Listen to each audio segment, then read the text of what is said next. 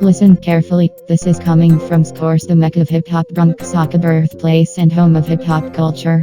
These are the critical reasons foundational Black Americans had everything to do with the creation of hip-hop culture. The 60s and 70s were the most powerful years of Black American activism in this nation's history. The tenor of the times was Black Power.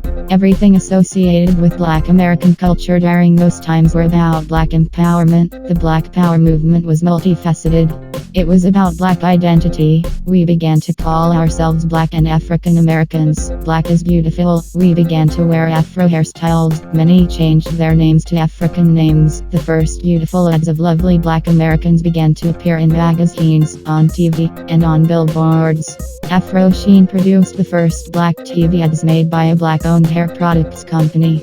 The National Black Studies movement. Black Studies programs were instituted on every major college and university campus due to the arduous work of the National Council for Black Studies in conjunction with the National Black Student Union. Beginning in 1971, Soul Train started to showcase the sharp dressing, incredible dancing of the Black teens of Chicago who did break dancing that captured the attention of the whole world. Black kids all across this nation embraced the Soul Train dancers and the dances they created.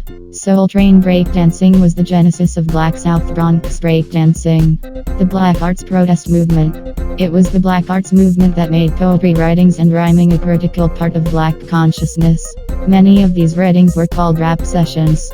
Poets like H-Rap Brown, Don Lee, Amir Baraka, Sonia Sanchez, and theater groups like Barbara Antier and the National Black Theater of Harlem popularized delivering poetry performances to the beat of various kinds of backup music.